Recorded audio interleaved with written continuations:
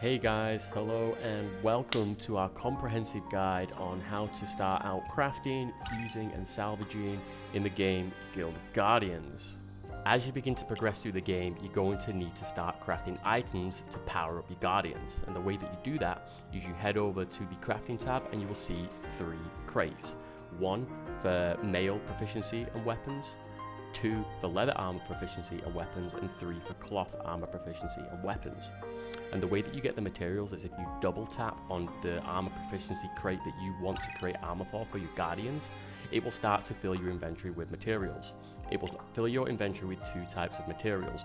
1 will be a tiny material, which is the most common, which will allow you to craft green and rare gear, which is blue in color. And 2, you will get advanced materials, which will be able to combine with your tiny materials to be able to craft more powerful gear of the purple epic and the orange legendary quality gear. This is really important, that you want to be working towards getting as many advanced materials as possible, as that's going to be the best way to power up your heroes. When it comes to crafting, you could only craft so much per day based on energy. So you want to be making sure that every single day that you're maximizing the amount of crafting that you're doing to power up your heroes daily. The way that you do that is you'll see that there on the top right of the screen is a little lightning bolt icon, and that is the energy that you have left available. You can buy more energy for gold, but you can only buy so much every single day, and your crates, they will also need to regenerate, because when you spam create materials, it's going to create an internal timer on each of these crates. So you'll have to wait a bunch of time to be able to start crafting more gear, because you're going to need a lot more materials. So every crate generates 1 energy per 6 minutes. So use your time wisely. You might want to do this over the course of the day, or you can do it all in one sitting to get your daily crafting done.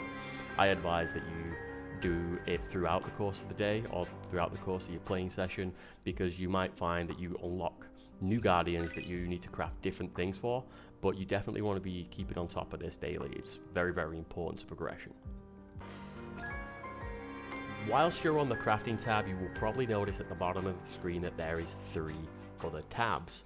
One that I want to talk about though is fusing.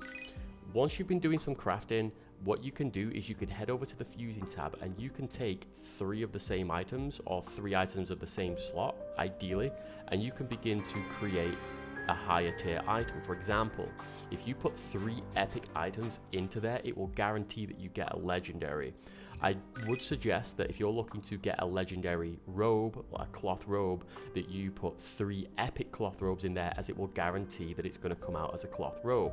If you mix an epic weapon with a cloth robe and some mail boots, it's going to come out as a legendary of one of those 3 items. But if you're trying to get a specific piece of gear, you definitely want to be making sure that you're putting together the same type of armor and slot. So you have all of the items that you want, and you're thinking, some of the stats on this gear ain't quite right for my Guardian. You can change this. Whilst you're progressing through challenges, what you can see is that you will eventually get to an option where you can go and speak to a blacksmith. If you head over to a blacksmith, you can re-roll 1 of your item's stats on that item. So when you do this, it's going to be a random new stat that you will get. You can re-roll 3 times per time that you visit a blacksmith. If the 3 re-rolls that you get just so happen to not be better than what's currently on there, you can just click off and go away, and it's not going to force you to update the secondary stats on your item.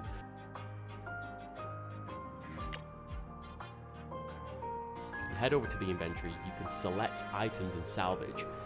When you salvage items, it will give you things that you can then further power up other items with. So this is another way that you can get these resources to be able to continue to amplify the power of your items. Throughout your adventures, you'll be starting to accumulate items that power up your armor or weapons even further. You can do so by checking this out by clicking onto the weapon or the armor piece that you're looking to upgrade, and it will tell you how much resources are required to be able to level up in experience. It takes so much experience to level up in a level, so it's not guaranteed that one reagent is going to take you up to the next level, so bear that in mind.